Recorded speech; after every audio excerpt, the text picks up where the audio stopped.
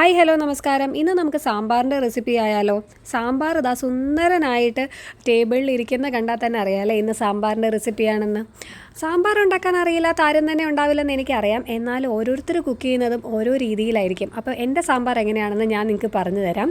അപ്പോൾ ഞാനിതിന് ഓറഞ്ച് പരിപ്പ്, അതായത് നമ്മുടെ മസൂർ ദാലും അതുപോലെ മൂങ് ദാലും ചെറുപയറിൻ്റെ പരിപ്പും സമാസമം കഴുകി വൃത്തിയാക്കി അത് കുക്കറിലേക്ക് ഇട്ട് കൊടുത്തു. അതിലേക്ക് കുറച്ച് കല്ലുപ്പും കുറച്ച് വെളിച്ചെണ്ണയും കൂടെ ചേർത്ത് അതിനെ ഒന്ന് വേവിക്കാൻ വെച്ചു.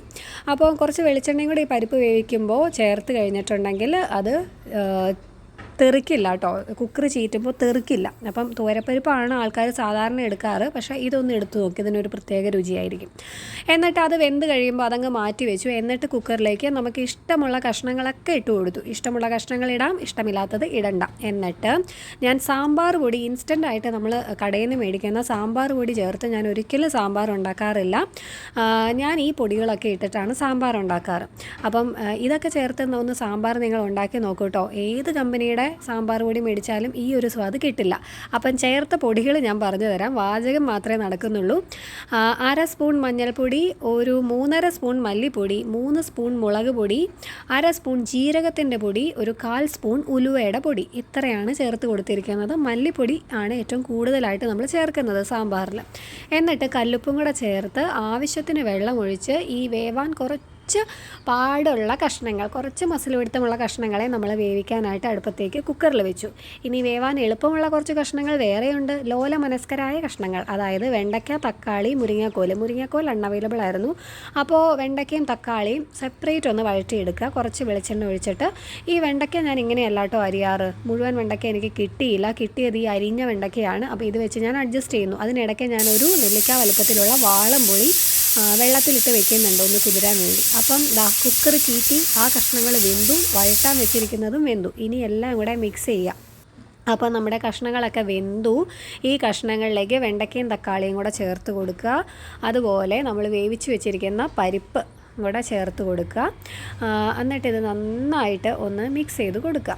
ഇതിന് ശേഷം നമ്മൾ ചേർക്കാൻ പോകുന്നത് പുളിവെള്ളം ഒഴിച്ചു കേട്ടോ. ആ നെല്ലിക്ക വലുപ്പത്തിലുള്ള പുളിയില്ലേ, ആ വെള്ളം ഒഴിച്ചു.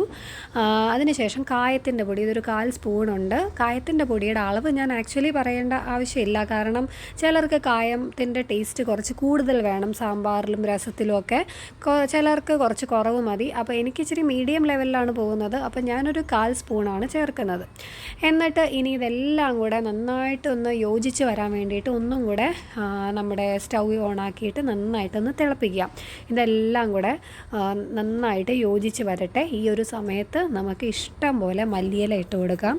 ഈ സാമ്പാർ ഉണ്ടാക്കുമ്പം ഈ മല്ലിയില ഇടാൻ സ്കിപ്പ് ചെയ്യരുത് കേട്ടോ. മല്ലിയിലയും കൂടെ ഉണ്ടെങ്കിലേ സാമ്പാർ ആവുള്ളൂ, അല്ലെങ്കിൽ പിന്നെ വേറെ എന്തെങ്കിലുമൊക്കെയോ ആയിപ്പോവും. അപ്പം മല്ലിയില ഇട്ട് കൊടുക്കുക.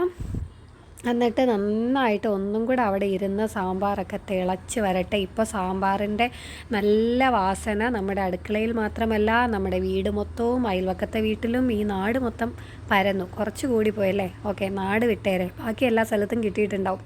അപ്പം ഈ സമയത്ത് നമുക്ക് ടേസ്റ്റ് നോക്കിയിട്ട് കുറച്ച് ഉപ്പൊക്കെ കുറവുണ്ടെങ്കിൽ അതൊക്കെ ചേർത്ത് കൊടുക്കാം. വേണമെങ്കിൽ നിങ്ങൾക്ക് ഈ ഒരു സമയത്ത് ഒരു ചെറിയ കഷ്ണം ശർക്കരയും കൂടെ വേണമെങ്കിൽ ഇഷ്ടമുള്ളവർക്ക് ചേർത്ത് കൊടുക്കാം. ഞാനിപ്പോൾ ചേർത്ത് കൊടുത്തിട്ടില്ല, ഇടയ്ക്ക് തോന്നുവാണെങ്കിൽ ചേർത്ത് കൊടുക്കാറുമുണ്ട് കേട്ടോ. അതെനിക്ക് അന്നേരത്തെ ഒരു മൂഡ് പോലെയൊക്കെ ഞാൻ ചേർക്കുകയോ ചേർക്കാതിരിക്കുകയോ ഒക്കെ ചെയ്യും. ചേർത്ത് കൊടുത്ത ഒരു പ്രത്യേക രുചിയാണ്. പിന്നീട് നമുക്ക് കടുക് വറക്കാം. കടുക് വറക്കാനായിട്ട് വെളിച്ചെണ്ണ ഒഴിച്ച് കടുകിട്ട് പൊട്ടിച്ച് അത് പൊട്ടി കഴിയുമ്പം കുറച്ച് ഉലുവയും കൂടെ ഇട്ട് കൊടുക്കുക. പിന്നീട് വറ്റൽമുളക്, ചെറിയ ഉള്ളി അരിഞ്ഞത്, കുറച്ച് കറിവേപ്പില, ഇതെല്ലാം കൂടെ നന്നായിട്ട് മൂപ്പിച്ചിട്ട് ഇതാ സാമ്പാറിലേക്ക് ഒഴിച്ച് കൊടുത്തു കഴിഞ്ഞാൽ നല്ല സൂപ്പർ സാമ്പാർ റെഡി. എല്ലാവരും വേഗം പോയി ഉണ്ടാക്കിക്കോ. Thank you.